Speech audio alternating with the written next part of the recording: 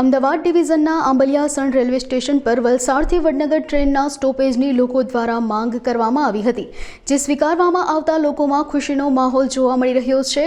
મહેસાણાના સાંસદ હરિભાઈ પટેલના પ્રયત્નોથી ટ્રેનનું સ્ટોપેજ આપવામાં આવતા લોકોએ રેલવે તંત્ર અને સાંસદનો આભાર વ્યક્ત કર્યો હતો। તારીખ 16 જુલાઈથી વડનગર વલસાડ ટ્રેન આંબલિયાસણ સ્ટેશન પર થોભશે। આંબલિયાસણ સ્ટેશન પંચાયતના સરપંચ ગીતાબેન દ્વારા ટ્રેનનું સ્વાગત કરવામાં આવશે।